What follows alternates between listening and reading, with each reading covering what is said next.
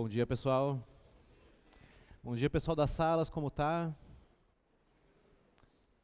Olá, bom dia, sala 8. Muito bem, hoje eu e o professor Tiago precisamos trocar nossos horários e eu vim aqui dar para vocês essa aula do Teorema do Valor Médio, hoje. Então, é nossa aula de número 17, Teorema de Rowley, que é um caso particular do Teorema do Valor Médio, tá legal? Nós estamos aqui desde a aula de número 10, falando sobre derivadas, e isso vai chegar até a aula 21.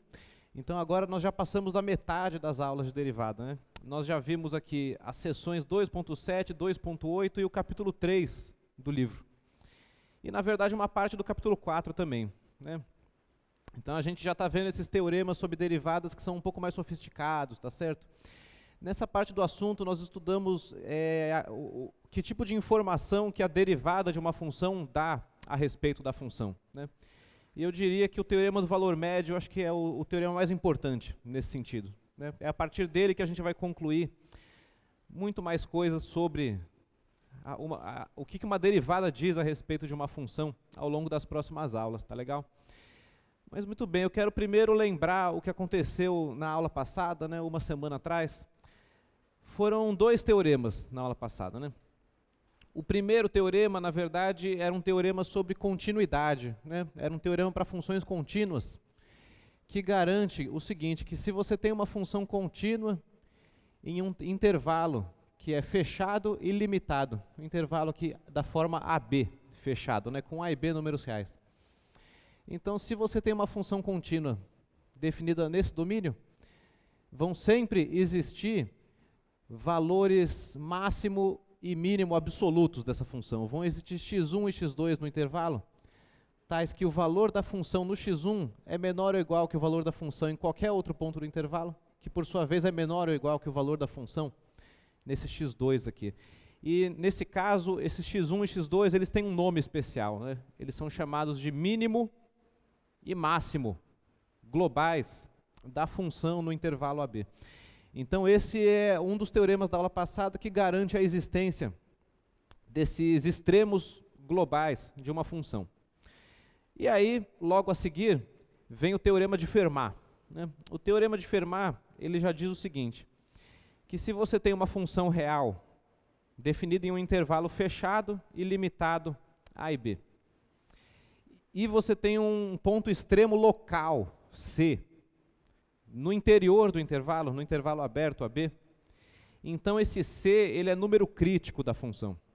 E o significado de crítico é o seguinte, ou a função não é derivável nesse C, ou então, se ela for derivável no C, a derivada é zero. Então o teorema de Fermat, ele diz isso, que se você tem um ponto extremo local no interior do intervalo, esse ponto, se a função for derivável nele, a derivada tem que ser zero. E eu quero lembrar aqui por que é verdade isso, tá certo? Então, a gente vai considerar aqui, dentro de um intervalo AB, um ponto C que seja um extremo local, né? Então, se você tem um Czinho aqui, extremo local, digamos que o C seja um ponto de máximo local, tá certo? Então, digamos que o C seja um máximo local, para eu poder fazer a figura aqui. Isso significa que se você pegar x suficientemente próximo de C, quer dizer, x num intervalo possivelmente muito pequeno em torno do ponto C, o valor da função em C, ele fica acima dos valores da função para todos os outros pontos, nesse intervalinho pequeno em torno do C aqui. E isso significa o seguinte, digamos que a gente tem um gráfico aqui então, né? E esse gráfico fica inteiramente prensado para baixo dessa reta horizontal. Então, quando você considerar as retas secantes ao gráfico, passando por esse ponto e pelos pontos da esquerda, aqui, por exemplo, essa reta secante, ou por exemplo, essa reta secante, você vai ter retas com inclinação maior ou igual que zero. Essa reta jamais vai estar descendo aqui, ela vai estar sempre subindo, ou talvez ela pode ser horizontal também. Então, nesse caso, se você tem x menor que c, ou seja, x menos c, que é o que a gente chama de delta x, menor que zero, né? Então, o ΔY sobre ΔX, que é a inclinação dessas secantes, vai ser sempre maior ou igual que zero. E por outro lado, se você pegar os x à direita do C, né, se você pegar x aqui e considerar as secantes, você vai ter sempre retas com inclinação menor ou igual que zero. Tá certo? Então, se você tem aqui x maior que c, de modo que x menos c, que é um ΔX, é maior do que zero, você vai ter a inclinação da secante, ΔY sobre ΔX, menor ou igual que zero. E, portanto, quando eu tomar os limites laterais de ΔX indo para zero pela esquerda, ou ΔX indo para zero pela direita, eu vou ter limites laterais também limitados pelo zero. O limite pela esquerda vai ser maior ou igual que zero. Limite de ΔX indo a zero pela esquerda de ΔY sobre ΔX tem que ser maior ou igual que zero. E o limite pela direita, o limite de ΔX indo a zero pela direita de ΔY sobre ΔX vai ser, por sua vez, menor ou igual que zero. E muito bem, então se esse limite aqui existir, ele vai ter que ser igual aos seus limites laterais. E você vai ter um limite lateral maior ou igual que zero e um limite lateral menor ou igual que zero. Então a única possibilidade é que o limite em si seja igual a zero. E é por isso, então, que a reta tangente ao gráfico aqui, se ela estiver bem definida, né, se a derivada existir, ela vai ter que ser horizontal. Então essa é a demonstração do teorema de Fermat, tá certo? Eu quis trazê-la aqui porque é o tipo de demonstração que dá informações, né, sobre o que está acontecendo. A redaçãozinha está feita aqui, né, o argumento que eu apresentei. Né, se você tem um máximo local, ou se for um mínimo local, pega aquela figura que eu desenhei e vira de ponta cabeça, tá certo? O argumento vai sair muito parecido. Então, o que eu disse ali é exatamente isso, né, que o limite que define a derivada, quando tomado à esquerda, vai dar um número não negativo, enquanto que o limite pela direita vai dar um número não positivo. E a conclusão, então, é que o limite tem que ser igual a zero. Muito bem, então, essa é a demonstração do teorema de Fermat, que foi discutido na aula passada, né? A aula passada foi mais voltada a como encontrar os valores críticos, né? Como calcular os pontos críticos, tá certo? Mas eu quis trazer esse teorema até porque eu vou usar ele para explicar o teorema de Rowley, que é o primeiro teorema de hoje. Então, antes disso, alguém quer perguntar alguma coisa a respeito da afirmação do teorema de Fermat, ou talvez do argumento? Alguma pergunta? Como usar o teorema de Fermat foi discutido na aula passada, né? Eu não vou entrar em detalhes. Mas muito bem, tendo isso, a gente pode falar do teorema de Rowley, então. O teorema de Rowley é o seguinte enunciado. Digamos agora que você tenha uma função contínua num intervalo fechado e limitado a b. Essa é a primeira condição. E a segunda condição é que essa função seja derivável no interior, no intervalo aberto, tá certo? E aí a terceira condição é a seguinte, é que f de A é igual a f de B. Então, vai existir um número C no intervalo aberto, no qual a derivada da função é nula. Essa é a afirmação do teorema de Rowley.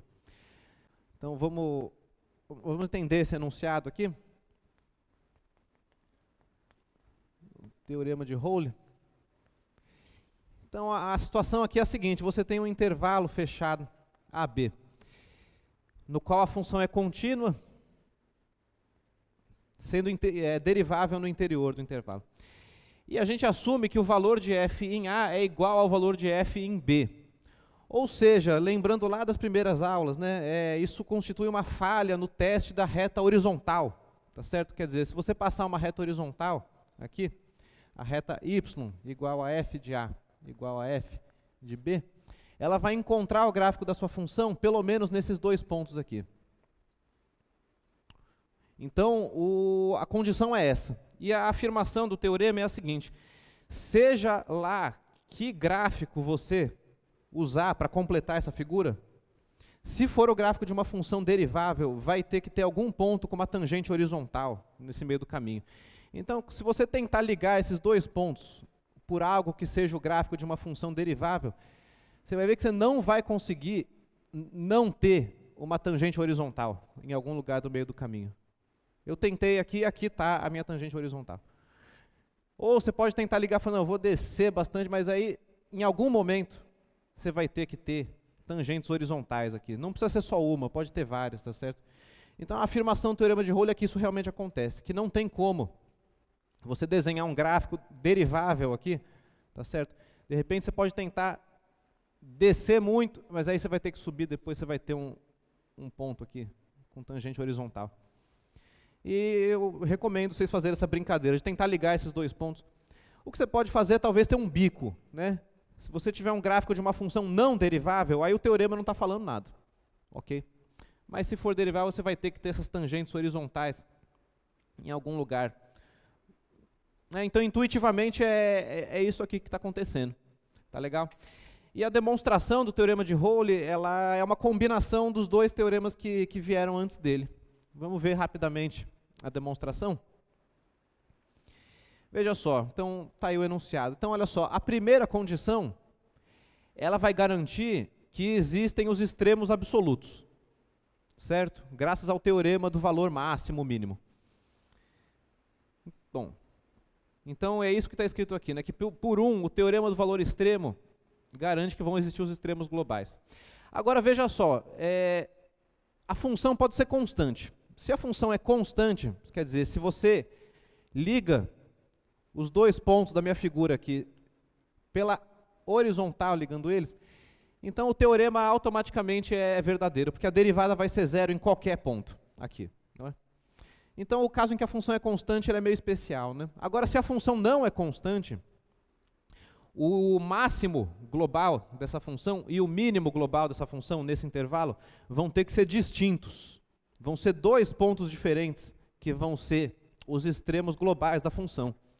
Tá legal? Então, voltando aqui para a redação da demonstração. Então, se a função não é constante, você vai ter os extremos globais que existem e eles vão ter que ser distintos, tá certo? Você não pode ter os dois iguais. Agora, uma vez que eles são distintos e que os valores da função nas extremidades são iguais, pelo menos um dos dois extremos globais vai ter que estar no interior do intervalo. Vai ter que estar no intervalo aberto. Digamos assim, digamos que o máximo global seja na fronteira, que você tenha o f de A, o máximo global. Então o mínimo não vai poder ser o B, porque o f de B é igual ao f de A. Então ele vai ter que estar no interior do intervalo. Esse é o argumento. Por quê? Porque, bom, uma vez que você tem um extremo global no interior do intervalo, vem o teorema de Fermat e garante que a derivada nele vai ter que ser zero. Então, essa é a demonstração do teorema de Rowley. Veja como ela é uma combinação dos dois teoremas que vieram antes. Tá certo? Então, é isso. O argumento é esse. E alguma pergunta a respeito do... É uma questão de contar os valores extremos, né? Se a função não é constante, não pode ser um só. Se não tem um só e os valores são iguais nas fronteiras, vai ter que ter um dentro. E se tem um dentro, a derivada nele é zero, pelo teorema de Fermat. É assim que funciona esse teorema de Rowley. Tá bem? Então, eu quis fazer essa demonstração para mostrar como que os resultados começam a implicar os outros. É importante ter um pouco essa visão conceitual da coisa também. Apesar, é claro, da gente estar mais interessado em usar os teoremas para concluir coisas a respeito de funções específicas, né? Muito bem, então aqui está uma figura ilustrando o teorema de Rowley, né? Tá certo? Vejam como não precisa ter só um ponto no qual a derivada se anula, né? Você pode ter mais de um, tá legal? Esse desenho aqui tem C1 e C2. E a gente já pode falar de algumas aplicações agora, de alguns exemplos. Alguém quer falar alguma coisa sobre a demonstração? Normalmente no cálculo 1 nós fazemos poucas demonstrações, né? Mas na aula de hoje eu quis trazer várias aí para vocês verem mais ou menos como é que funcionam os argumentos matemáticos que estão por trás desses teoremas, tá certo? Mas muito bem, a gente pode trabalhar logo num exemplo. Então, olha só, o primeiro exemplo é você provar que essa equação cúbica tem exatamente uma raiz real. Muito bem, então eu vou anotar aqui o exemplo. Eu vou considerar essa função, que é o lado esquerdo da equação, né? F de x, x3 mais x menos 1. E eu quero mostrar que existe apenas um x real, tal que isso daqui é igual a zero, né? Então vamos começar fazendo assim, vamos primeiro ver que tem algum, né? Quero mostrar que tem exatamente um. Primeiro vejamos que tem um. Isso é assunto do teorema do valor intermediário, teorema de continuidade, né? Então a gente tem que f é contínua em toda a reta, né? É contínua em R, pois é polinomial.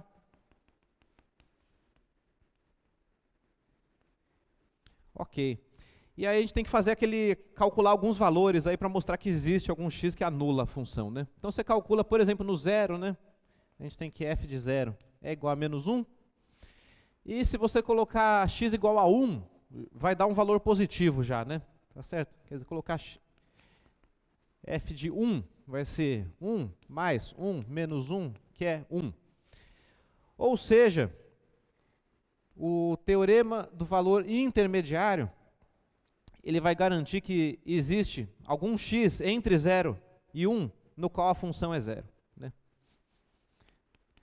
Eu vou chamar ele de x estrela, tá certo? Existe um x estrela no intervalo aberto 0, 1,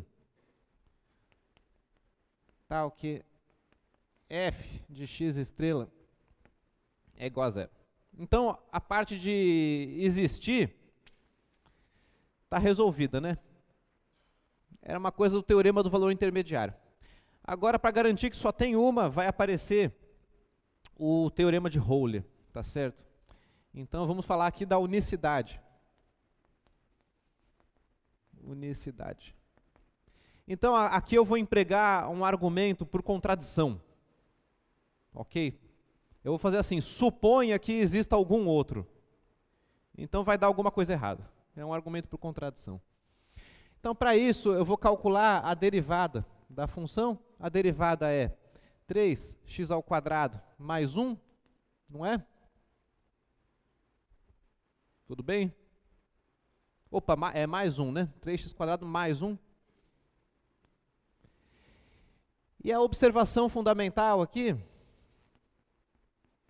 é que a derivada ela é sempre positiva.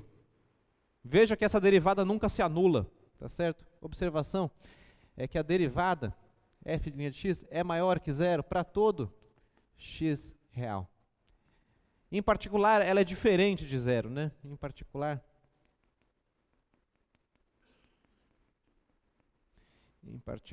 f' de x é diferente de zero.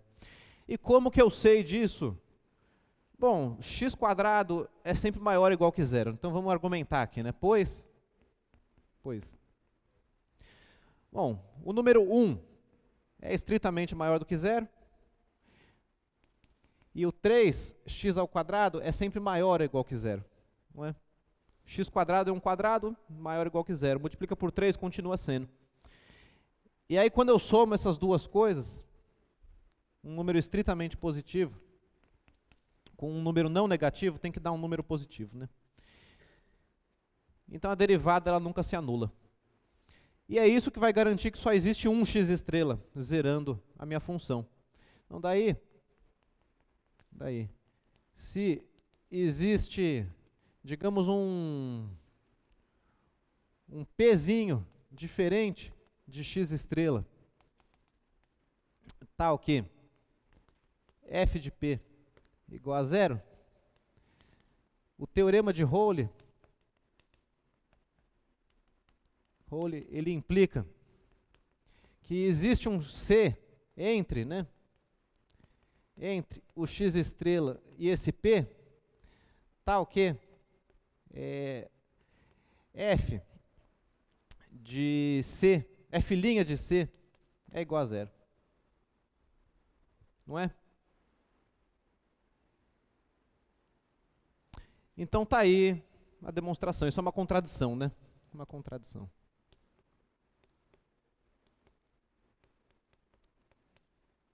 Pronto. Então é isso, o gráfico dessa função só cruza com o eixo x em um ponto mesmo. Tá, vou tentar fazer uma figura. Quer dizer, você tem aqui o eixo x, né? Você encontrou um x estrela. A gente sabe até mais ou menos onde ele está. Ele está entre o 0 e o 1, né? Entre o 0 e 1. Tem aqui um x estrela, no qual a função se anula. Se porventura a função se anulasse em algum outro ponto P, em algum lugar aqui no meio, você teria um ponto com derivada zero na função. Você teria que ter alguma coisa assim. E isso não pode acontecer, né? Tá certo? Isso aqui não fura. Então você aplica o teorema de Rolling em um argumento por contradição, para garantir que não existe esse segundo zero da função. Tudo bem?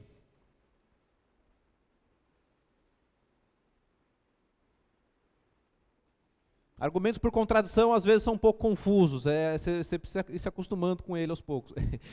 Você supõe a negação daquilo que você quer demonstrar e a partir daí você deduz uma contradição.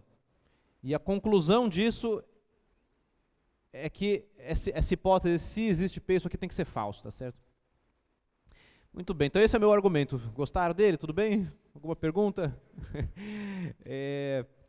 Vejamos mais um.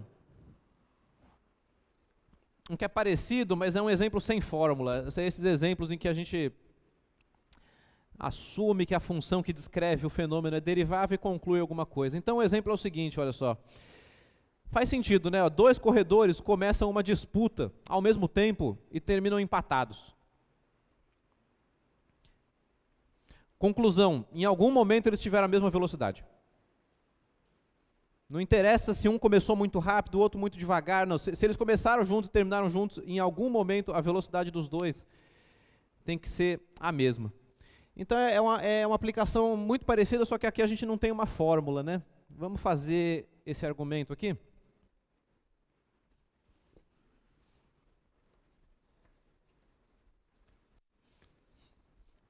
Então a gente define algumas funções, né? Então nesse exemplo, eu vou considerar que um certo instante de tempo zero é esse começo da corrida, tá bom? Então eu vou colocar t igual a zero, o início da corrida. E aí eu vou dizer que a corrida acabou num tempo b. É o final da corrida, né? Final da corrida. E a gente tem que definir algumas funções que te deem a posição de cada atleta durante a corrida, tá bom? Então pega uma função f de t igual a posição, né? Posição do corredor 1, enquanto que g de t é a posição do corredor 2. E aí o fundamental aqui é que a gente entenda que essas funções são deriváveis, para poder aplicar o teorema de Rolling, porque o teorema de Rolling é uma coisa sobre derivada, né? Então, aqui, então, assumimos, né?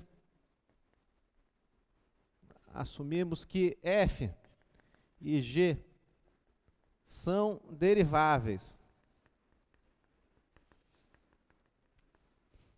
Quer dizer, em cada instante do tempo, esses atletas eles têm uma velocidade instantânea bem definida, né? Tá bom? Isso é assumir que essas funções são deriváveis. E aí eu considero uma terceira função, né? Você tome aqui a função h de t, que é a diferença entre f e g. Por que eu vou considerar essa função? Porque eu sei que essa função vai assumir o valor zero pelo menos duas vezes, que é no início da corrida e no final da corrida, né? Não é verdade? Então, note. Bom, é claro, h é derivável, né? Porque ela é uma diferença de funções deriváveis. É importante destacar isso. H é derivável. Além disso, a gente tem que, nesse instante inicial, h de zero, que é f de zero menos g de 0 é igual a 0. Porque eles começam juntos, eles começam no mesmo lugar, na mesma posição. Certo? E além disso, nesse instante final, que eu chamei de B, aqui, também, porque eles terminaram empatados, não é? Essa é a condição que o problema coloca, eles terminam empatados. Então, H, né, F de B menos G de B é 0. Então, está vindo aqui o teorema de Rowley, né? Temos uma função que é derivável, né? Portanto, é contínua no intervalo também, e que assume o valor 0 em dois instantes distintos, no instante 0 e no instante B. Ou seja, teorema de Rowley vai falar que tem algum Czinho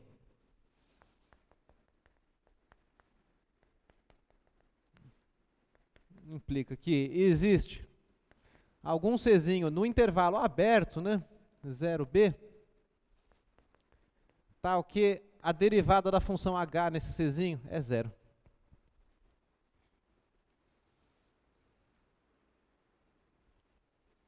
Justo? Bom, a derivada da h é a diferença das derivadas de f de g, né? E, portanto, a derivada de f em c tem que ser igual à derivada da g em c. E esse instante c, então, é o instante em que os corredores têm a mesma velocidade, exatamente. Esse que é o argumento. Eu até vou escrever aqui, vai. Isto é,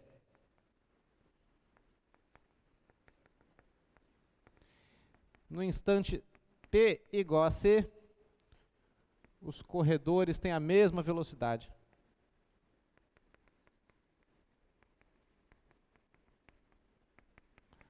A mesma velocidade. Interessante, né?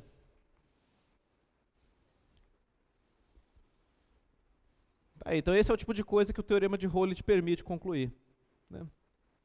Uma situação mais concreta. Ficou claro? Aqui a gente não argumentou por contradição, né? O primeiro exemplo foi um argumento por absurdo. Já nesse segundo não, a gente, né, foi direto para a conclusão mesmo. E aí, deu para acreditar? Tudo bem?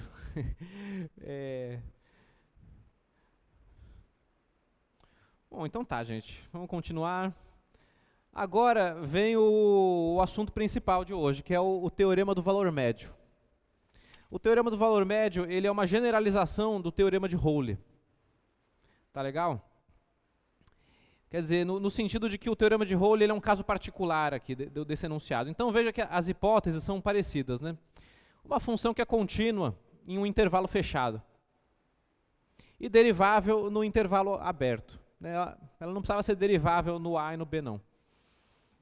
Então, o teorema do valor médio, ele diz que existe um número C no intervalo aberto AB, no qual a derivada da função é exatamente igual ao quociente diferencial aqui, calculado nos pontos A e B, no f de B menos f de A dividido por B menos A. E, bom, de maneira equivalente, né, você pode escrever, multiplicando os dois lados aqui por B menos A, você pode escrever assim também, f de B menos f de A é igual à derivada da função multiplicado por B menos A. Então, essa é a afirmação do teorema do valor médio. Vamos reformular essa afirmação de algumas maneiras diferentes. Por exemplo, você pode reformular a conclusão como o seguinte: a taxa de variação instantânea de f em um instante, no C, né, a f' de C, é igual à taxa de variação média de f em AB. É exatamente isso que o teorema garante, olha só. F de B menos f de A dividido por B menos A é uma taxa de variação média no intervalo AB. Tipo assim, quando f é uma posição, por exemplo, isso aqui vai ser a velocidade média no intervalo AB. Enquanto que do lado esquerdo a gente tem a velocidade instantânea em algum ponto, né, do intervalo. Então você pode concluir isso, que se a velocidade média num certo intervalo de tempo for tanto, em algum momento desse intervalo, a velocidade instantânea vai ter que ser esse tanto também.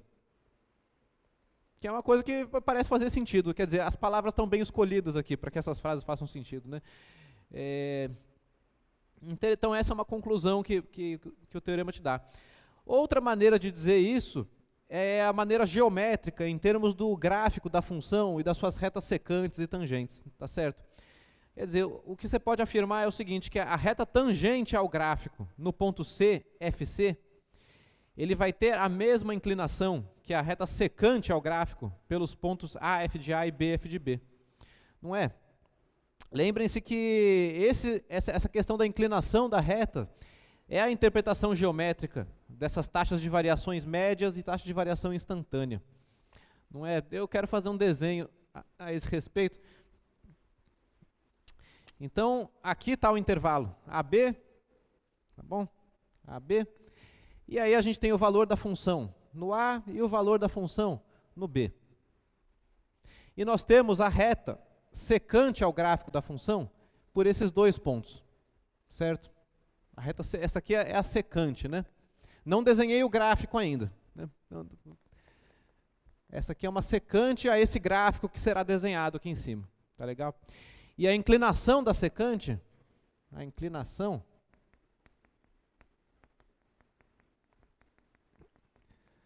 quer dizer, o coeficiente angular dessa reta, né? Ele é exatamente f de b menos f de a dividido por b menos a. Sabe, claro, né? As coordenadas desses pontos são b, f de b, e aqui a gente tem o ponto a, f de a, né? Muito bem, e o teorema do valor médio, ele diz então que em algum C entre esse A e esse B, o teu gráfico, seja ele qual for, o gráfico de qualquer função derivável que você desenhar aqui, vai ter que ter alguma tangente com essa mesma inclinação, tá certo? Então você vem aqui e desenha o gráfico de uma função derivável, como você quiser.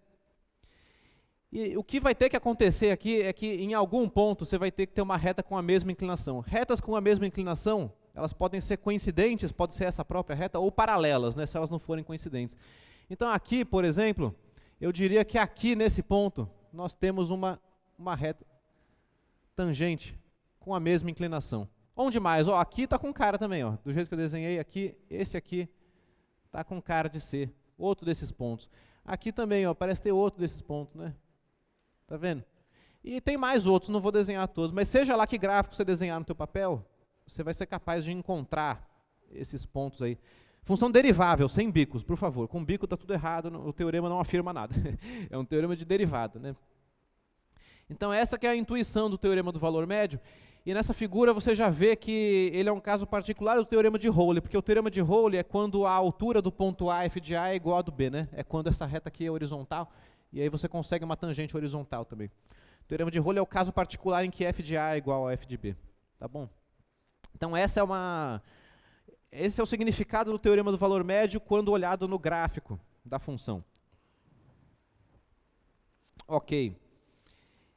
E bom, a terceira observação que eu faço é que, novamente, o Czinho não precisa ser único, você não precisa ter um só, né? Você pode ter mais de um, assim como no meu desenho, ou nesse desenho aqui também, né? Nesse gráfico aqui, foi produzido um gráfico em que a reta secante pelo A e B, aqui, pelo A, f de A, B, f de B, tem a mesma inclinação que essas duas retas tangentes aqui, em pontos P1 e P2 associados a C1 e C2. Tá bem? E bom, e a demonstração do teorema do valor médio, eu quero só comentar como é que funciona. É o seguinte, você olha para a diferença entre a função f e a função cujo gráfico é essa reta secante, tá certo? Então eu vou até destacar que na minha figura essa reta amarela aqui era a reta secante. E aí você olha para a diferença da tua f para essa função cujo gráfico é essa reta amarela. Então você olha para isso daqui, né? Tá certo? Para essas diferenças aqui. Tá bom? Muito bem, você olha para essa função que eu estou chamando de g. G de x, então, é f de x, que é a função, menos, aqui então está a função cujo gráfico é a reta tangente. Tá certo? Uma função afim com coeficiente angular f de b menos f de a dividido por b menos a, que é a inclinação da reta, multiplicado por x menos a aqui somado com f de a. Então o significado dessa função é isso, é uma diferença. E aí você aplica o teorema de Rowley a essa função aí. Porque veja só, nessa fórmula, se concentra na fórmula, tá bom? Olha para a fórmula e vê o seguinte, bom, ela é derivável no intervalo aberto porque f é. E ela é contínua no intervalo AB porque f é contínua. Quando você coloca x igual a a nessa fórmula, vai zerar esse termo aqui e você vai ficar com f de a menos f de a, que dá zero.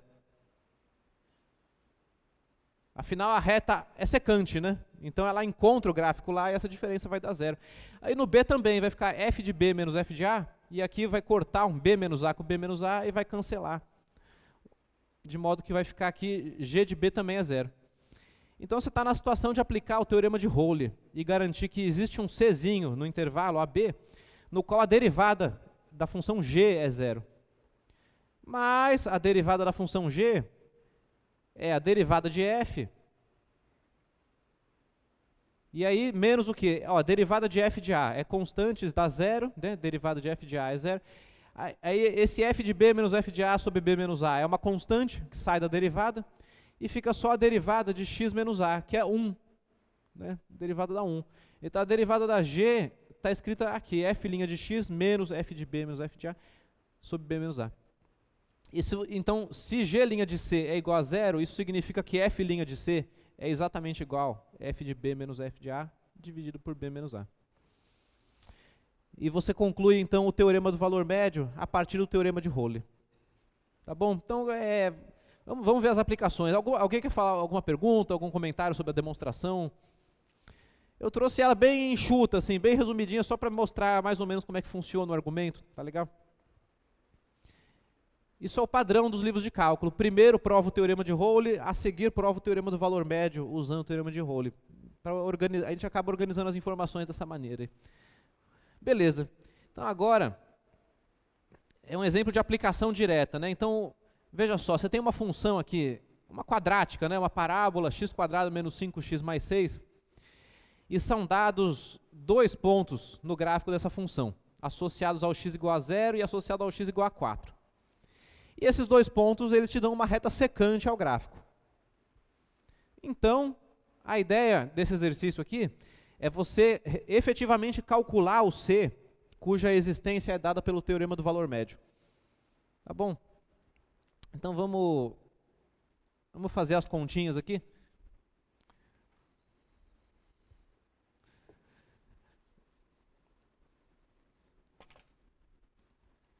Então, o exemplo aqui é o seguinte, a gente tem uma função f de x, x² menos 5x mais 6, e aí é dado um azinho igual a 0 e um bzinho igual a 4, né?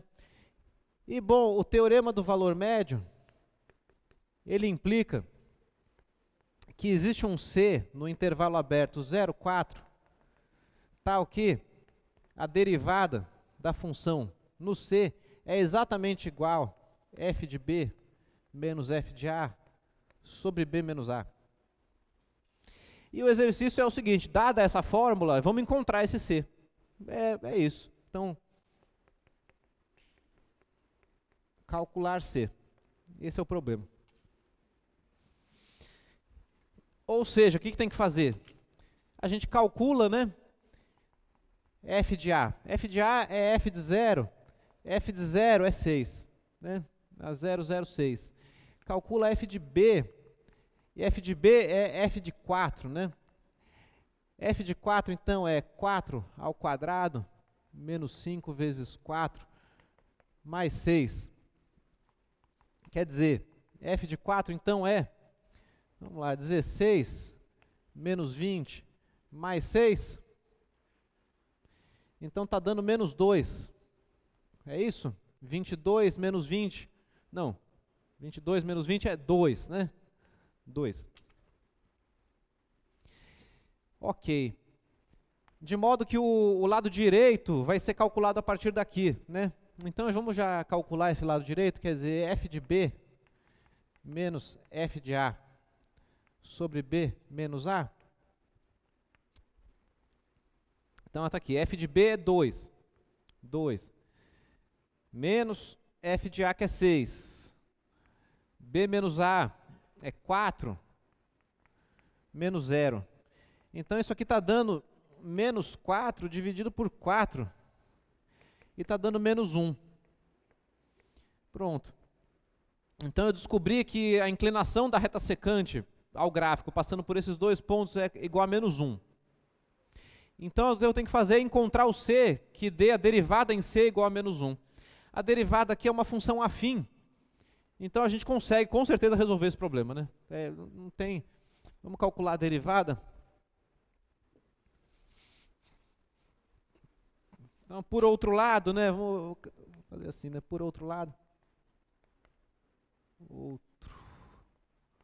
A gente tem que a derivada dessa função num x qualquer é 2x menos 5.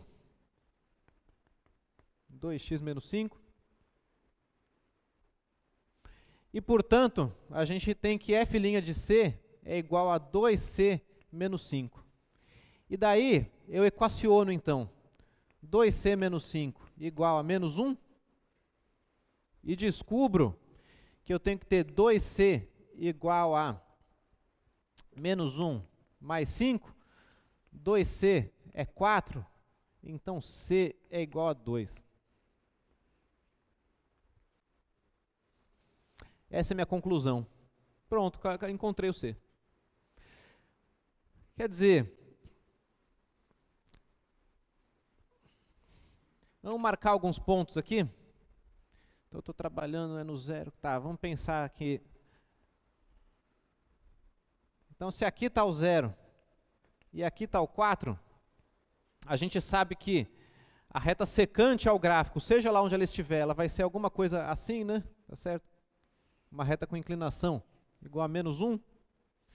E que no c igual a 2, ou seja, para c igual a 2, a reta tangente ao gráfico da função vai ser também uma reta com inclinação assim.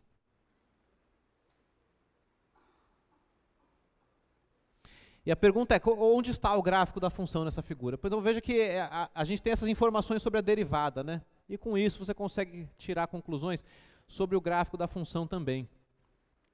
Eu vou montar aqui como que fica o gráfico dessa função no GeoGebra, para dar uma ideia mais clara, então, de que essas contas de fato estão te levando a uma conclusão correta, tá certo? Então vamos começar calculando, fazendo o gráfico da função, essa parábola, né? Uma x², uma parábola com a boca para cima, menos 5x mais 6, menos 5x e mais 6, né? Pronto. Então essa é a minha parábola. E qual que é a reta secante? Não é? A reta secante tem inclinação menos 1, ela passa pelos pontos de coordenadas 0, 6 e 4, 2. Vamos fazer uma continha rápida aqui para calcular, para eu poder botar no programa ali, né, a reta secante. Vou até apagar esse esboço aqui. Então, equação da reta secante. Certo? A gente tem então y menos aquele número lá, né? 2 dividido por 4x. Não, peraí, estou me atrapalhando aqui.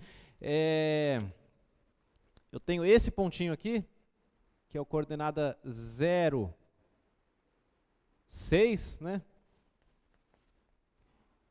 E aí eu tenho essa reta aqui, que vai passar também pelo ponto de coordenada 4, 2. Então é essa reta aqui que eu quero a equação. E essa aqui tem inclinação igual a menos 1, tá bom?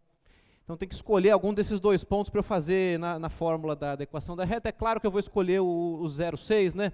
Então eu tenho aqui y menos 6 dividido por x menos 0 igual a menos 1, certo?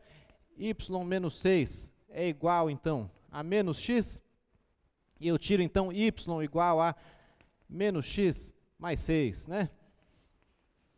Pronto, isso para poder colocar ali no software e ver a reta secante passando pelos... Então, a gente chegou aqui, é y igual a menos x mais 6. Pronto, está aqui ela, né? A reta secante ao gráfico pelos pontos aqui correspondentes ao x igual a 0 e ao x igual a 4, tá vendo? E o que eu disse mesmo? Eu falei ali que a reta tangente pelo 2 ia ser a mesma inclinação que essa. Né? Estou começando a acreditar que dá certo mesmo. Vamos calcular a equação da reta tangente e ver que bate, né? Então agora a equação da reta tangente, né? A equação da reta tangente. Nesse caso, o ponto tem coordenada x igual a c, igual a 2, né? Eu vou precisar calcular o y, né? Eu vou precisar calcular o f de c, que é então f de 2, que é 2 ao quadrado, menos 5 vezes 2, mais 6, certo? Então isso daqui é 4 menos 10 mais 6. Opa, deu 0, né? Interessante. E a equação da reta tangente, então, é y menos 0 dividido por x menos 2 igual a derivada da função no ponto C, né? Que é f' de c. Então é 4 até menos 1, né? Que é o que foi assim que a gente descobriu C. Então isso aqui é igual a menos 1. De modo então que eu estou ficando com uma equação de reta tangente igual a y é igual a menos x mais 2. Menos x mais 2. Né? Vamos ver se vai dar certo. Y igual a menos x mais 2. Bom, para os meus olhos é o suficiente. Então pronto, aqui tá. Esse exemplo é interessante porque a gente consegue calcular tudo que tem para calcular, né? Por ser uma função de grau 2, uma quadrática, a gente consegue ilustrar exatamente o que está acontecendo, fazendo todas as contas necessárias. O teorema do valor médio, ele é mais interessante quando você, na verdade, não sabe nada sobre a função. Você sabe só coisas sobre a derivada da função. Aí é que ele tem aplicações mais substanciais. Mas já é interessante, né? Quer dizer, conseguir mostrar aqui. Então, tá claro? Tá aqui a reta tangente, ó.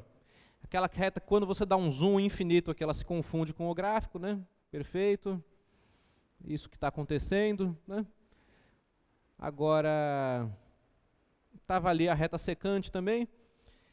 E aí o exercício foi montado de modo que os numerozinhos ficam todos redondos, né? Você não tem que fazer nenhuma conta muito complicada não. Mas vejam que, conceitualmente falando, poderia ser qualquer secante a esse gráfico e daria para encontrar onde que a tangente é paralela a ela, né? A gente escolheu os numerozinhos direitinho aqui para não ter que fazer nenhuma aritmética muito complicada não. Então vamos ver mais algum exemplo agora. Olha esse outro. Esse outro é o seguinte. Digamos que você conheça o valor de uma função. f de 0 igual a 3. Que função que é? Uma função que vale 3 no zero. Né? E que a derivada seja sempre menor ou igual que 5. Para todos os valores de x. A pergunta é, o quão grande pode ser o f de 2? Muito bem, então vamos equacionar esse negócio e aplicar o teorema do valor médio.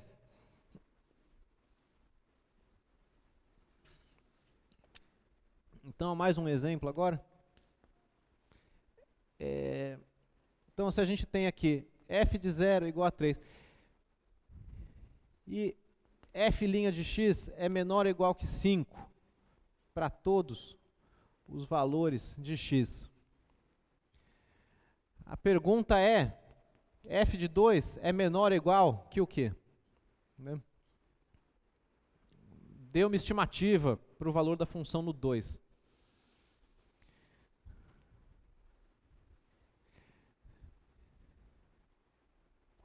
Bom, não parece ter muito para onde ir, né? É o teorema do valor médio. Vamos aplicar ele agora, olhando não para o quociente, mas para aquela igualdade, né? Vou escrever aqui, teorema do valor médio vai dizer que f de 2 menos f de 0 é exatamente igual a f' de c vezes 2 menos 0 para algum czinho que fica entre o 0 e o 2, né? Entre o 0 e o 2. Ou seja, uma vez que foi dado o f de 0, isso aí é equivalente a f de 2 menos o 3 ser igual à derivada da função em algum c, que nós não sabemos, afinal a gente não sabe nem a função qual que é, não é verdade? Multiplicado por 2, né? Vou colocar o 2 aqui, 2. Quer dizer, f de 2 vai ser igual a 3 mais 2 vezes a derivada da função em algum czinho. E aí entra a desigualdade, né? Entra a segunda condição dada no problema. Isso aqui é menor ou igual que 3 mais 2 vezes 5, afinal a derivada, né? f' de x é menor ou igual que 5 para todo x, em particular para o c. E a conclusão que eu chego então é que o f de 2 tem que ser menor ou igual que 13.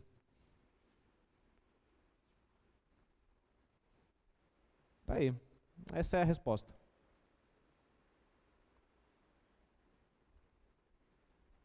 Então é uma estimativa, vamos desenhar aqui. As informações são f de 0 é 3, né? Então está aqui o eixo x. F de 0 é 3. Esse ponto está no gráfico, né? 3 igual a f de 0. E eu quero saber se a gente não tem uma altura máxima para esse ponto no 2 aqui, que acabou sendo o 13, né? Então vai ficar desproporcional aqui, né? Então lá para cima, na verdade, tem a reta y igual a 13. Né? E a conclusão é a seguinte, a derivada nesse intervalo aqui, sendo menor ou igual que 5, quando a função chegar no 2, ela não vai passar da reta ali y igual a 13. É uma estimativa superior, né? Então vamos fazer esse exercício de desenhar gráficos e mais gráficos para ver se realmente funciona. Então, por exemplo, a função poderia ser constante. Se a função é constante, de fato, a minha estimativa está funcionando, né? Agora, digamos, você pode começar a descer aqui. Você pode vir daqui para baixo, por exemplo, né? Você pode descer, você pode fazer umas funções assim, tá certo? Que estão todas dando para baixo. Então, tudo bem, está respeitando o meu limite do 13, né? Então, a ideia, se a gente tentar desmentir isso aqui, desprovar isso aqui, você tem que ir com uma função para cima, na intenção de passar da horizontal y igual a 13, né? Então, você vem aqui, vem, e aí aqui é que entra a questão da derivada, né? Que o melhor que você poderia fazer seria sair aqui do 3 com derivada igual a 5 e manter essa derivada máxima igual a 5. Quer dizer, você sair daqui com uma reta, né? Tá certo? Opa! Com uma reta, né, de inclinação igual a 5. Não é? E aí, o que está nas regras aqui é qualquer gráfico cujas retas tangentes sejam menos inclinadas do que essa. E essa condição de que as retas tangentes têm inclinação menor que essa, garante que a função não vai passar dessa reta aqui, y igual a 13. Seja lá como for esse gráfico, né? Tá bom? Então, um caso extremo aqui, né? Um caso extremo seria você pegar a função f de x igual a 3 mais 5x, né? 3 mais 5x. Não é? Essa função vale 0 no 3 e a derivada dela é constante igual a 5. Então ela é extrema no sentido de que, nessas condições que são dadas, eu estou fazendo o meu melhor para tentar ultrapassar a linha do 13 lá, né? Só que não dá certo, você vê que x igual a 2 dá certinho o 13, né? Então, a estimativa funciona mesmo, né? Tá aí. Então, o teorema do valor médio, esse que é o poder dele. Com informações sobre a derivada de uma função e talvez alguns valores da função, você consegue descobrir coisas sobre a função, seja lá qual ela for, tá certo? E, bom, essa ideia desse exercício, ela te possibilita usar o teorema do valor médio para estimar o erro em aproximações, né? Então, na outra semana teve uma aula sobre aproximações lineares, né? E naquela aula, os erros foram estimados na calculadora, quer dizer, a gente comparou a estimativa feita aqui com a estimativa feita em algum aparelho aí, né? Tá certo? Entretanto, um problema sério é você estimar o erro sem ter um valor de referência, né? Uma calculadora, uma máquina, uma coisa assim. E o teorema do valor médio, ele te permite fazer esse tipo de coisa com uma ideia parecida aqui com a desse exemplo. Não vou entrar em detalhes sobre isso, só apenas uma observação. Tá bom? Mas saibam que, enfim, dá para estimar o erro sem ter um valor de referência melhor do que o seu, né? Essa que é a mensagem. Ok, mais um exemplo de teorema do valor médio, né? Então esse aqui é um exemplo com aquela interpretação de que em algum instante, em um intervalo de tempo, a velocidade instantânea tem que ser igual à velocidade média no intervalo de tempo, né? Então, tem toda uma história aqui, uma rodovia reta, tem umas patrulhas, duas patrulhas, a uma distância de 5 quilômetros. E aí, uma dessas patrulhas vê um caminhão passando com uma velocidade, e a outra patrulha vê esse caminhão passando com uma outra velocidade, e elas conseguem saber o tempo que o caminhão levou para chegar de uma na outra, certo? Ou seja, elas conseguem calcular a velocidade média do caminhão nesse intervalo de tempo, entre o momento em que ele passou por uma e o momento que ele passou por outra. E sabendo essa velocidade média, eles têm certeza absoluta que em algum momento entre as duas patrulhas, o caminhão teve como velocidade instantânea essa velocidade média. E aí acabou que essa conta deu que o caminhoneiro passou do limite da velocidade. Então vamos equacionar aqui esses dados. Então, deixar o enunciado ali. Muito bem, então aqui está uma patrulha, né? Aqui está uma viatura, então, e aqui está a outra, né? Tá certo? As patrulhas, né? Patrulha, e aqui também a outra patrulha. Elas têm uma distância de 5 quilômetros entre elas e a gente faz de conta que a rodovia é reta, né? Você não precisa ser reto, né? Podia ter umas curvas aqui e ali, não importa. A única coisa que importa é que a posição do caminhão é determinada por um número real. Se é uma reta ou se não é, tanto faz. Bom, que seja uma reta, vai. Agora, 5 quilômetros, né? Entre as duas. E aí, o caminhão aqui, né? Caminhão. No tempo, digamos no tempo zero, eu vou calcular o tempo zero como o tempo que ele passa pela primeira patrulha. Ele tá vindo aqui com uma velocidade ali de 55 quilômetros por hora. E aí passa 4 minutos, né? T igual a 4 minutos. Então, o caminhão está aqui na segunda patrulha, indo agora com uma velocidade de 50 quilômetros por hora.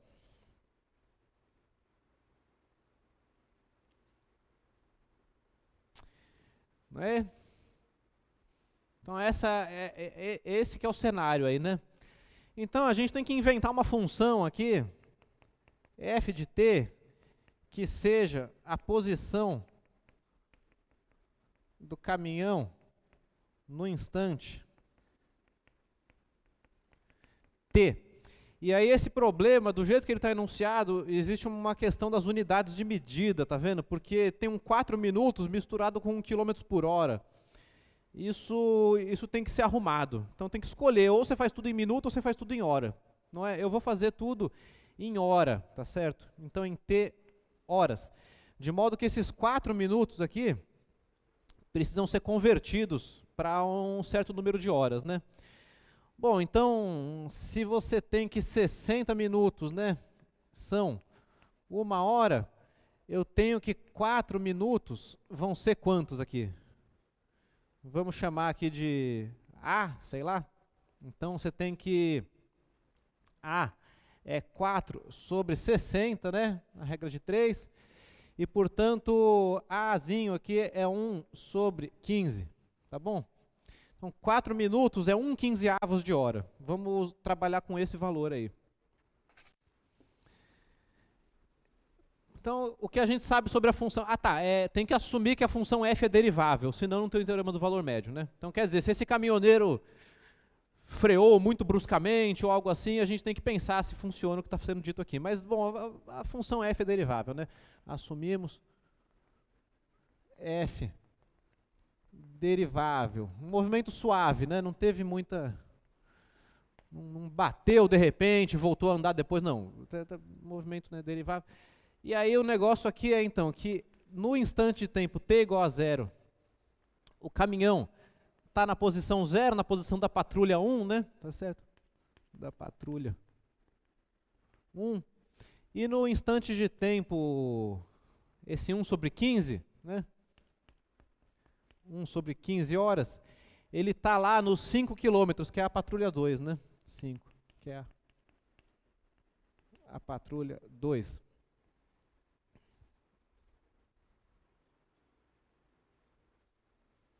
Não é verdade? E, bom, o que mais que a gente sabe? Que vocês acham? Então, a gente sabe sobre a derivada, não é? Tem informações sobre a derivada também. Quer dizer, a derivada, nesse instante de tempo 0 do caminhão, é as tais a 55 km por hora. Enquanto que a derivada no instante de tempo 1 sobre 15, né? De 1 sobre 15, deu 50 km por hora.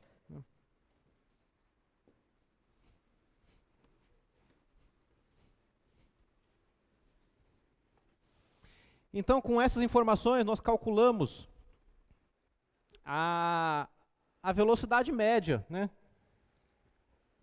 do caminhão entre esses instantes do tempo aí. Não é? Uma velocidade média, né?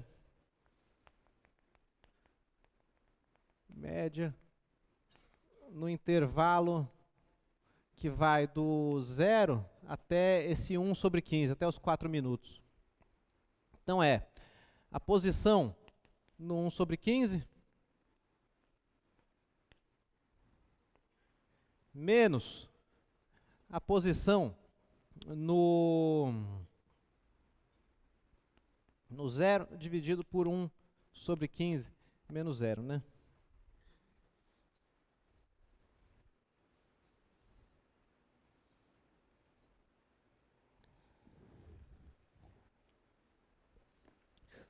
Que dá quanto, né? Bom, 5 dividido por 1 sobre 15, né? Isso aqui é 5 vezes 15, e isso aqui é, portanto, 75 km por hora. Não é? Então tá aí, a velocidade média nesse intervalo de tempo foi 75, então em algum momento entre, né, isso então, o teorema do valor médio, o teorema médio implica que existe algum Czinho no intervalo de 0 a 1 sobre 15, tá o quê?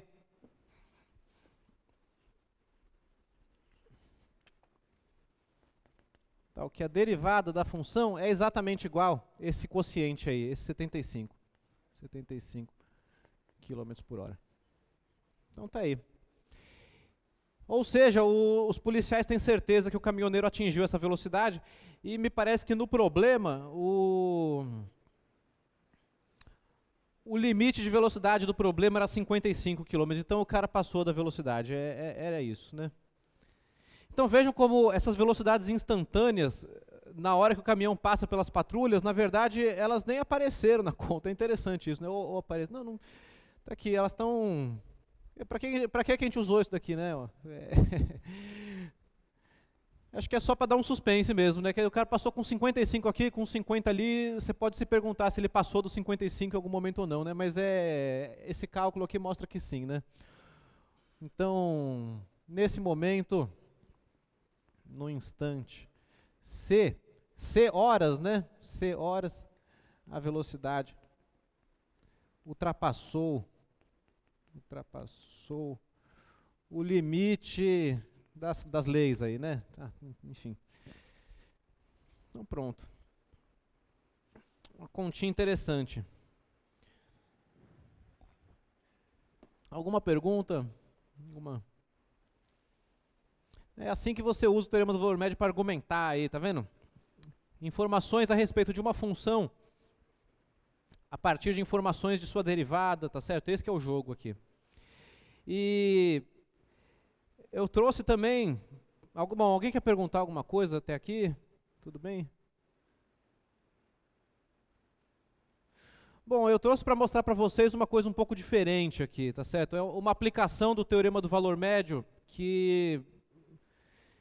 então tá fora do conteúdo obrigatório aqui da disciplina, tá certo? Não se preocupem em cair na prova isso, mas é uma aplicação um pouco mais robusta do teorema do valor médio e que eu acho que é uma coisa que é importante que vocês saibam, que é o seguinte. Eu já volto nesses corolários aqui já, tá certo? Quero fazer a aplicação primeiro. Então, nas aulas de teorema do valor intermediário, aquele teorema sobre continuidade, apesar das palavras intermediário e média serem meio parecidas, não confundam os dois teoremas, tá bom? Mas enfim, o teorema do valor intermediário, ele garante a existência de soluções para certos tipos de equação, né? Então, por exemplo, a equação cosseno de x igual a x, esse era um exercício que tinha ali, né, na parte de teorema do valor intermediário. Ela admite uma solução no intervalo entre 0 e π sobre 2. E existe esse x estrela aqui.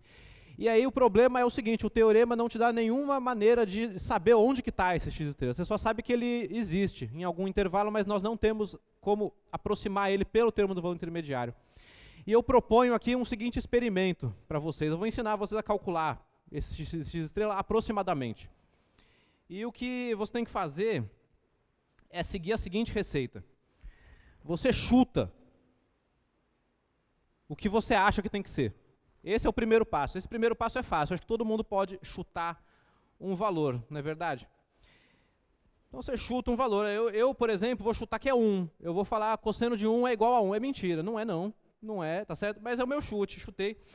E aí você pega esse seu chute inicial e o que você faz é calcular a função cosseno em cima dele repetidamente. Então, não se esqueça de colocar sua calculadora no modo radianos, para os nossos valores baterem, tá certo? Então tem que mudar para radiano. E aí você coloca um valor inicial, e aí o segundo passo da receita aqui é aplicar repetidamente a função cosseno. Então você calcula cosseno de 1, cosseno do cosseno de 1, cosseno do cosseno do cosseno, né? O que, não a calculadora, significa que você vai apertar o botão cosseno um monte de vezes. Tá certo? Você vai aplicar o cosseno, então vou pegar 1, cosseno de 1, né? Daí vai depender da tua calculadora, como é que tem que fazer esse negócio. Mas você vai aplicando cosseno do cosseno do cosseno do cosseno do cosseno do cosseno. E eu tenho certeza que a maior parte de vocês, ou todo mundo, fazendo esse experimento, vai ver aparecer na calculadora um mesmo número. Quer dizer, e o que eu digo é que para você provar que isso funciona, você usa o teorema do valor médio. Então, antes de provar, vamos se convencer de que funciona. Eu tive o trabalho aqui de trazer o resultado desse experimento para quando eu dou um chute inicial x0 igual a 1. Então, eu calculei o cosseno de 1, o cosseno do cosseno de 1, o cosseno do cosseno do cosseno, tá vendo? Isso aqui, essa lista de números, são as aplicações sucessivas da função cosseno no valor 1. Isso se chama iteração da função cosseno. Aplicar uma função sobre si mesma se chama iteração, tá bom? Enfim, então vejam que aqui deu 0,54, 0,85, e na medida que essa lista vai progredindo, veja que aqui, do x4 em diante, a gente já conseguiu estabilizar esse primeiro dígito, 7, aqui. E aí fica 79, 70, 76, 72, 75, 73, 74. Agora 73, 74, 73, 74, 73, 73, 73. Então estabilizou o segundo dígito, tá vendo? Quando chegou lá no x20, o terceiro dígito está pulando de 8 para 9, de 8 para 9, mas o segundo já estabilizou. E na medida que você vai aplicando a função cosseno mais, você começa a ter mais dígitos sendo estabilizados, tá vendo? 9, aí fica aqui entre 0 e 1, 0 e 1, 0, 1, 0, 0, 0, 0, 0. Aí tá vendo aqui 7, 9, 7, 8, 7, 8, 8, 8, 8. E assim por diante. De modo que na medida que você vai aplicando... Alguém está fazendo mesmo? Vocês estão fazendo? O que vocês acham? Está dando certo? Não precisa colocar o x0 igual a 1, não. Você pode colocar outro valor. Aliás, eu desafio alguém aqui a botar algum valor que faça isso dar errado. Se alguém conseguir, vai ser super interessante. Vamos ver, será que dá ou será que não dá? Enfim, o fato é que, quando chegou no meu x71, 70, a calculadora começou a dar sempre o mesmo número, tá vendo? Quer dizer, acabou que o cosseno de 7390851333215 deu igual a ele mesmo. E deu igual a ele mesmo, e deu igual a ele mesmo, e deu igual a ele mesmo, tá vendo?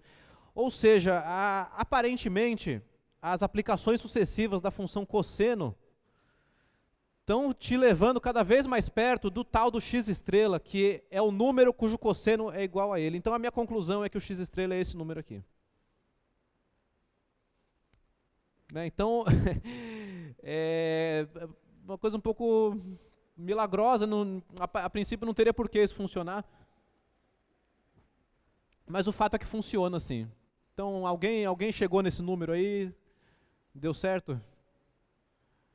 Você precisa ter uma calculadora que te permita fazer isso, aplicar uma função sobre si mesma, né? Tá certo? Programando um pouquinho é fácil, é fazer essa lista aqui. Enfim, e a pergunta é por que que esse negócio funciona? Quer dizer, como é que isso tem a ver com o teorema do valor médio? Então, eu vou dar uma explicação rápida aqui de por que que esse negócio funciona. Isso aqui é um teorema geral, é um teorema que eu estou chamando aqui de consequência do teorema do valor médio. O teorema é o seguinte: pega uma função real e considera um x estrela, tal que f de x estrela é igual a x estrela. Digamos que exista, você pode garantir que existe usando o teorema do valor intermediário, sob certas condições, né? Tá bom? E digamos que a derivada da função exista e seja contínua, num intervalo em torno de x estrela. Então eu preciso que a derivada seja uma função contínua. Tá legal? A afirmação é: se a derivada no x estrela for menor que 1, então, na medida que eu iterar a minha função, que eu calcular f de f de f de f de f de f de f num certo x0 próximo do x estrela, eu vou convergir para o x estrela.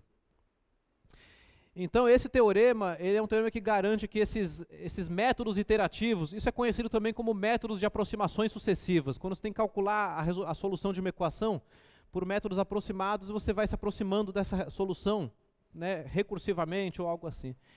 E isso é uma consequência do teorema do valor médio que funciona. Então, derivada menor que 1 significa que o método funciona, tá certo? No caso da função cosseno, a derivada do cosseno é menos seno, função contínua, perfeito. E a gente sabe que as funções trigonométricas seno e cosseno, elas são sempre menores ou iguais que 1 em um módulo, né? Então a gente está nas condições do teorema e o meu teorema vai garantir, tá certo? Agora aqui, por que que esse teorema funciona, né? Deixa eu fazer um desenho, eu não vou fazer a demonstração rigorosa, né? Isso aqui é um conteúdo extra, enfim. Mas o que está acontecendo aqui, vamos olhar primeiro para o gráfico, tá certo? E o gráfico da função cosseno é alguma coisa assim, nesse intervalo em que eu estou interessado, né? E eu estou olhando para o x estrela, que é esse pontinho aqui, né? Que é onde a reta y igual a x encontra o gráfico y igual a cosseno de x, né? Tá certo? E bom, nesse ponto aqui, a gente tem uma derivada, que apesar de estar mal desenhado aqui, é verdade que a derivada aqui, o cosseno linha de x estrela, que é igual então a menos seno de x estrela, em módulo, né? Em módulo, é menor do que 1. tá bom? Então, no gráfico, a situação é essa daí. Eu quero fazer um outro desenho, que é um desenho com o diagrama de flechas, tá certo? Então, no diagrama de flechas, o que a gente tem aqui é a função cosseno, pegando números reais e levando números reais, de modo que você tem esse x estrela, que é levado exatamente nele mesmo, né? A função tem esse x estrela garantido aí. E o que a gente sabe pelo teorema do valor médio é que se você pegar intervalos aqui em torno desse ponto, que vão ser levados pela função em intervalos em torno desse ponto aqui, tá certo? Então pega aqui A, B, e a gente sabe que então que f de B menos f de A dividido por B menos A tem que ser igual ao valor da derivada em algum czinho aqui dentro. Ou seja, se essa derivada em módulo é menor do que 1, se quando você coloca o valor absoluto aqui, isso aqui dá um número menor do que 1, isso significa que quando você olhar para a imagem desses pontos A e B, nesse intervalo de chegada, o intervalo f de A, f de B, relativamente ao intervalo B menos A, vai te dar um número menor do que 1, ou seja, o intervalo de chegada aqui vai ser menor que o intervalo de partida. Quer dizer, o tamanho desse, dividido pelo tamanho desse, é um número menor do que 1. Então, esse intervalo é levado num intervalo aqui de tamanho menor, tá bem? E, na verdade, o sinal da derivada, ele vai te dizer, inclusive, que as extremidades trocam de lugar, né? Tá certo? Então, esse intervalo é levado aqui assim, de acordo com o que o gráfico nos mostra, né? Você tem esse ponto aqui vindo para cá, esse ponto aqui vindo para cá, e esse intervalo é levado num intervalo menorzinho aqui. Então é isso que o teorema do valor médio garante que acontece.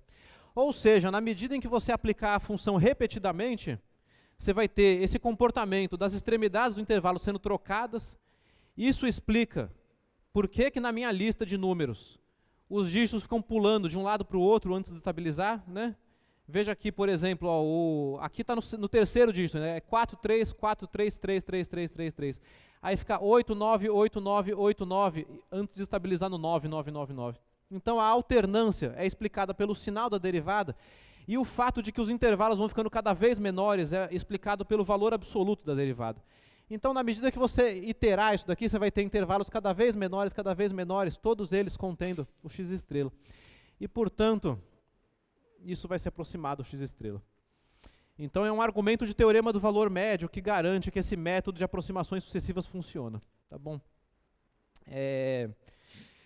Uma explicação um pouco rápida, eu queria mostrar uma coisa um pouco diferente para vocês. E aí, eu trouxe aqui também o seguinte, um segundo problema.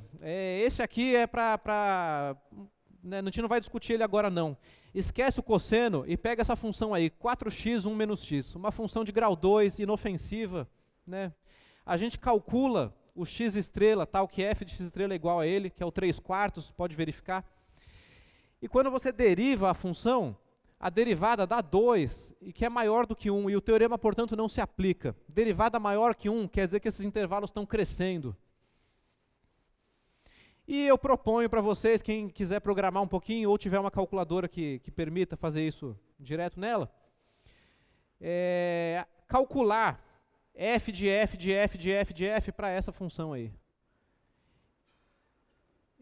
E ver se o resultado vai se aproximar do 3/4 ou não. Esse é um experimento interessante de fazer. E aí, eu digo a vocês, iterar essa função aí é uma maneira extremamente eficaz de você produzir números cuja relação é muito complicada de entender. Quer dizer, a complexidade do resultado disso é bastante alta. Vai depender muito do x0. E além de depender muito do x0, você não vai conseguir, muito dificilmente você vai conseguir se aproximar do 3/4. Ou então você vai se aproximar e depois se afastar, e se aproximar e depois se afastar. E o que eu estou falando aqui, para essa função aqui, o método falha horrivelmente, quer dizer, o método não funciona. E o teorema do valor médio te permite garantir que esse método não funciona, tá bom?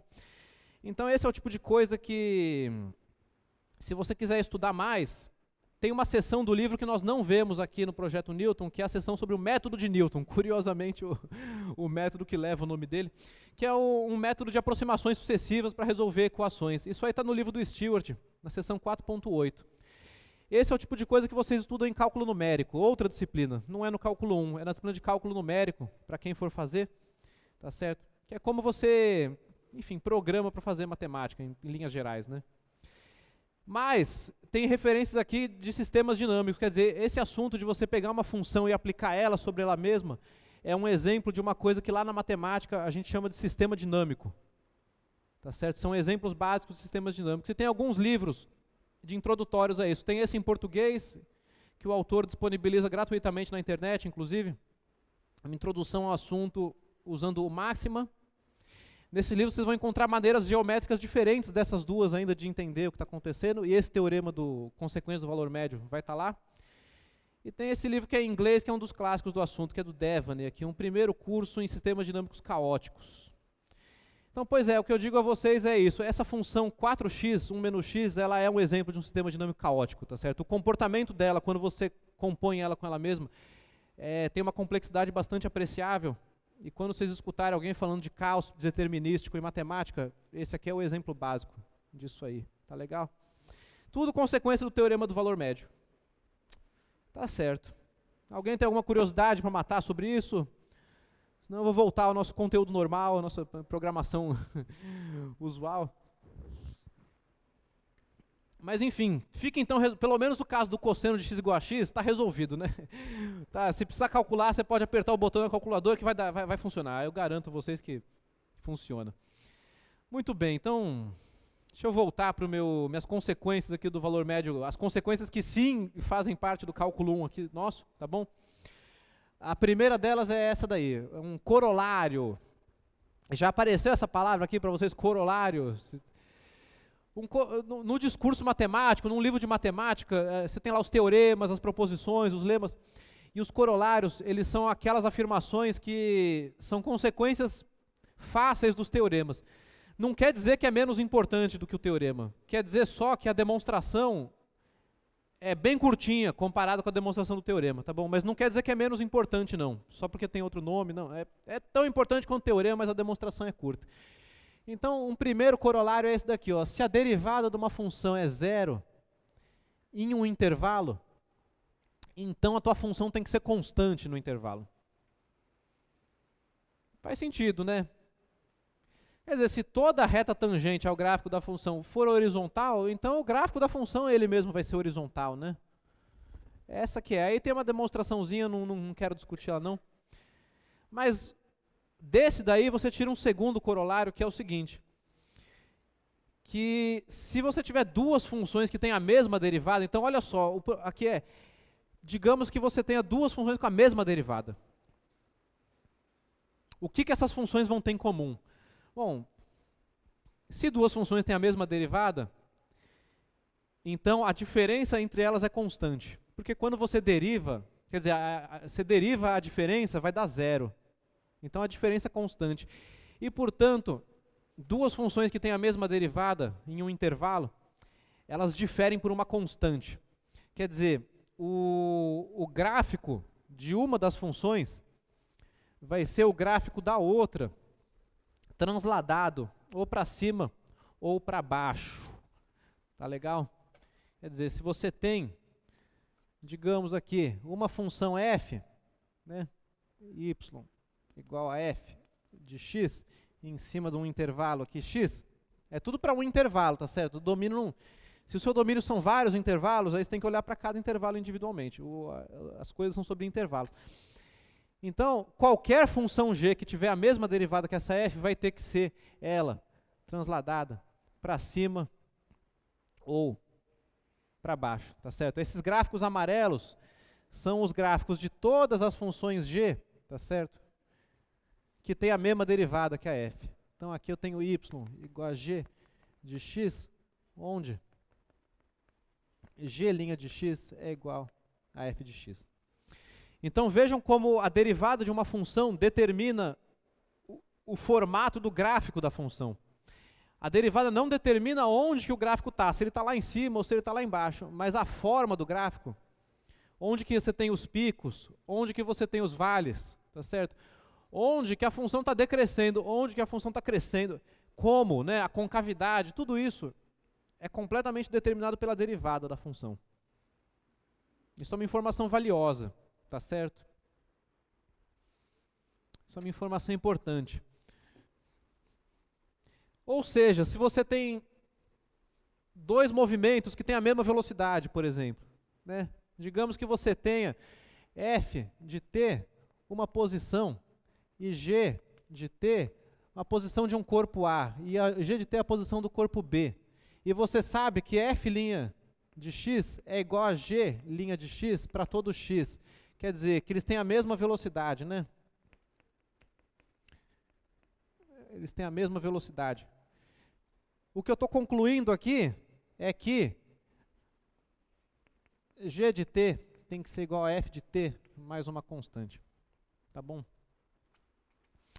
Então, dois movimentos que têm exatamente a mesma velocidade, eles vão diferir apenas pela posição inicial do movimento, que é o que está associado a esse C aí. Então, isso também é uma consequência do teorema do valor médio. É ele que te garante isso daí. Tá legal? Então, essa aula já é bastante conceitual, né? Bastante conceito novo. E agora, para coroar a discussão aqui, deixa eu logo fazer esse teorema aqui, tá certo? Que é o teorema que vai falar o seguinte agora. Que já discuti na minha explicação do método iterativo aqui, né? Mas quer dizer, se a derivada de uma função é sempre positiva, então a função tem que ser crescente no intervalo. E por outro lado, se a derivada da função é sempre negativa, então a função tem que ser decrescente. Tá bem? Isso também é consequência do teorema do valor médio, analisando o sinal da derivada, mas já fiz muitas demonstrações hoje. Vamos logo ver a aplicação, tá bom? Então, por exemplo, um exemplo de verificação, um exemplo que nós conhecemos e a gente vai confirmar que o teorema é verdadeiro para ele, é o da função x², né? Então, para fixar as ideias, considera a função x². A gente sabe tudo sobre ela, né? Tem esse gráfico aqui, uma parábola.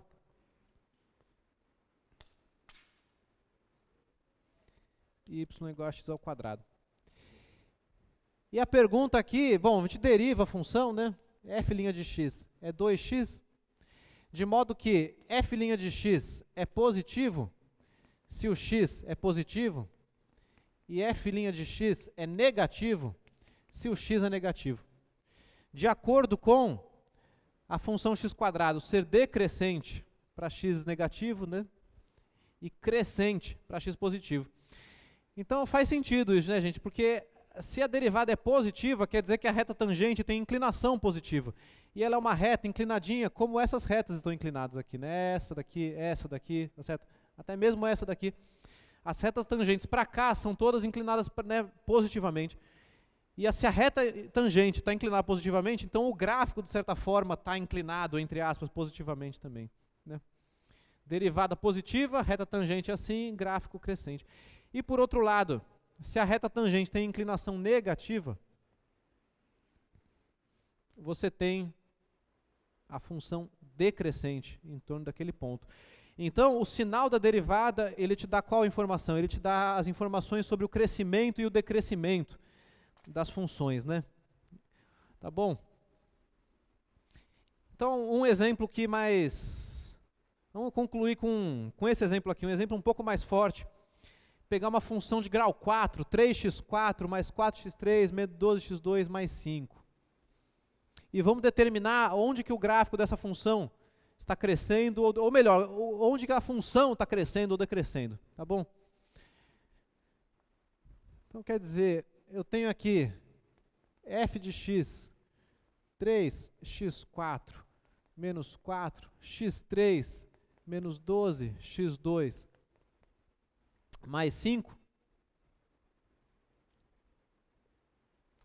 E aí o que tem que fazer é analisar o sinal da derivada dessa função, né? Então, eu calculo a derivada é 12x³ menos 12x² menos 24x. E eu quero analisar o sinal disso daqui, né? Analisar o sinal. Então, apesar de ser uma cúbica, ela é uma cúbica sem termo independente, né? Então você pode colocar um x em evidência, né? Fatorar isso aqui. Lembra que para analisar sinal, você escreve aquilo que você quer analisar como um produto. Porque o que a gente sabe é analisar sinal de produto, não é? Então eu tenho que escrever isso aqui como um produto para poder analisar o sinal termo a termo, né? Nesse caso está fácil, porque você fatora o 12x aqui. Vai ficar 12x, aí aqui tem o quê? Tem um x quadrado menos x menos 2. Não é verdade? E esse polinômio de grau 2 aqui, a gente também pode fatorar, então vamos fatorar ele, né? Para descobrir o sinal do produto, né? Então, nesse caso, eu estou com um delta aqui, menos b, que é o b quadrado é 1, menos 4ac dá 1, mais 8, que é 9, né? Então, as raízes estão dando x igual a 1 mais ou menos 3 dividido por 2, não é verdade? Então, as minhas raízes aqui está sendo 1 menos 3 dividido por 2, que é menos 1, e 1 mais 3 dividido por 2, que é 2, né? Tá certo? Então, a conclusão é que a fatoração fica assim, né? Fica a derivada da f, 12x, x mais 1, x menos 2. Pronto. Então, eu consegui escrever como um produto e vou analisar o sinal de cada termo e vou descobrir o sinal do produto, né? Então, análise do sinal. Quem que importa nessa análise? O zero, né? Tá certo? Tem o zero. O menos 1 também está importando. Então, vou colocar aqui o menos 1, o 0 e aqui o 2. E aí vamos dividir assim, vamos colocar aqui o 12x. 12x. Bom, 12x é negativo à esquerda do zero e positivo à direita. Quem mais que tem aqui? Tem x mais 1. Bom, x mais 1 é negativo à esquerda do menos 1 e positivo à direita do menos 1. Não é? E x menos 2, ele fica negativo à esquerda, né, do menos 2 e positivo à direita, desculpa, do 2, né, do 2 e positivo à direita do 2. Então o produto, aqui, né, aqui é o produto dos três, ó, aqui é menos com menos dá menos, né? O produto aqui é negativo. O produto aqui, então, é positivo, que tem menos com menos e um mais. Aqui tem mais com menos, fica menos. E aqui tem mais, que fica mais. Então, a minha análise do sinal da derivada é essa daí. Que tal? Você acha que... Vou confirmar, né? Alguma pergunta sobre como que eu fiz essas contas? Eu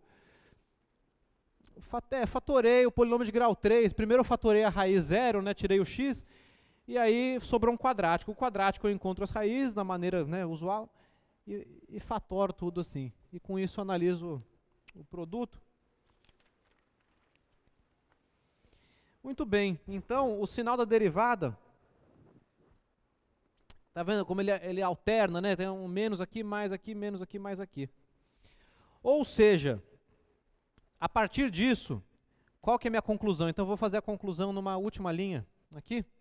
A conclusão é que, tem que deixar claros os intervalos aqui, né? Muito bem. Bom, o produto era a derivada, né? A f' de x. Então, eu sei que a derivada à esquerda do menos 1 é negativa. Derivada negativa significa que a função é decrescente. Então, aqui, a função decresce. Aí, no menos 1, a derivada se anula, tem um ponto crítico, tá certo? E nesse ponto crítico, a função que estava decrescendo passou a crescer, porque a derivada fica positiva à direita. Então, a gente fica com uma flechinha para cima aqui. Aí, chegou no outro ponto crítico, que é o zero, que é onde a derivada se anula. Nesse ponto crítico aqui, de novo, a função que estava crescendo passou a decrescer, o sinal aqui ficou de menos, tá certo? Então, aqui a função é decrescente. E, muito bem, chegou em mais um ponto crítico 2, a derivada se anula, e aqui ela passou de ser negativa para positiva. Então, aqui a função volta a ser crescente. Ok? E eu vou escrever aqui, então, com todas as palavras, né? Ou seja, os intervalos de crescimento, né? São o intervalo menos 1, 0. Menos 1, 0. Vou colocar o aberto para não dar confusão com o enunciado, tá bom? Menos 1, 0.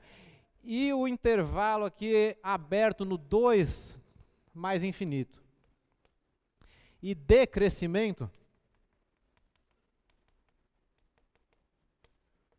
vai ser os intervalos aqui menos infinito até menos 1, né? Menos infinito, menos 1. E o intervalo aqui do 0 até o 2, né? 0, 2. Tá aí. Então essa é a minha análise do comportamento dessa função.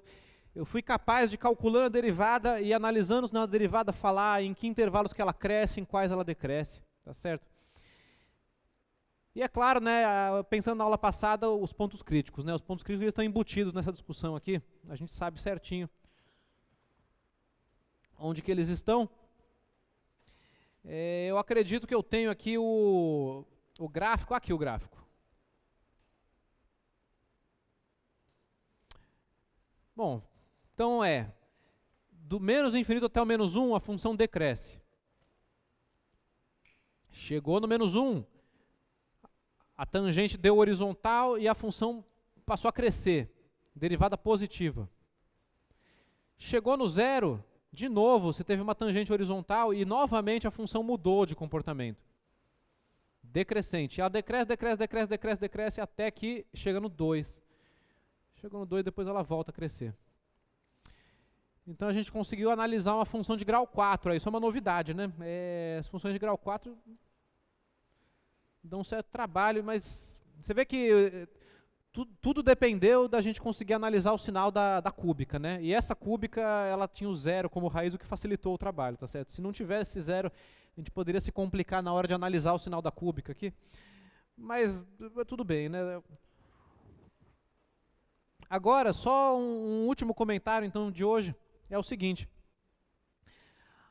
Não é sempre que uma função muda de comportamento em um ponto crítico. Tá certo? Então, o exemplo disso é o exemplo da função x ao cubo, tá bom? Então, uma observação que eu faço aqui é o seguinte: se você pegar f de x igual a x ao cubo, quando você deriva, dá 2x ao quadrado, tá certo?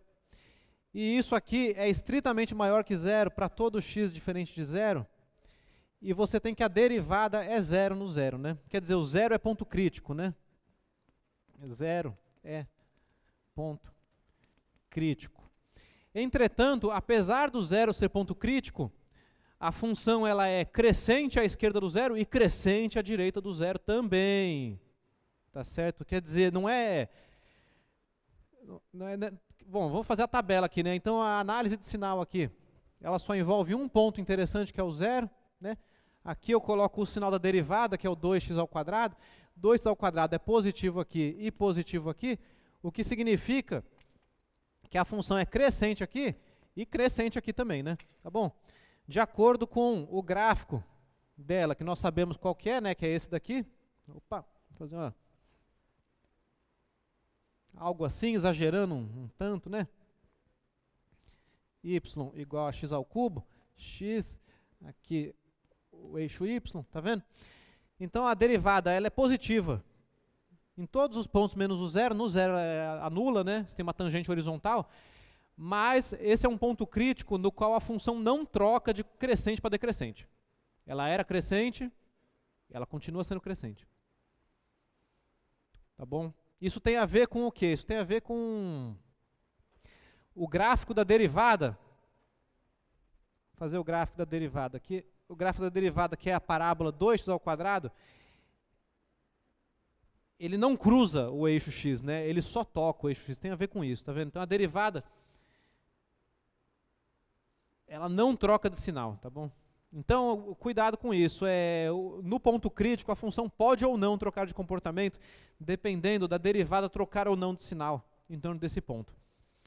E é aí que começa a próxima aula, tá bom? Que vai te dar meios de descobrir, então, quando que um ponto crítico é um máximo ou mínimo local. Porque o teorema de Fermat se é máximo ou mínimo local, então é crítico. Quando que um crítico vai ser máximo ou mínimo local? Bom, quando a derivada trocar de sinal nele, né? Essa é a resposta. Mas isso é a aula que vem, vocês vão ter para trabalhar nisso. Muito obrigado, um bom dia. E por hoje encerramos, então. Tá bom? Valeu.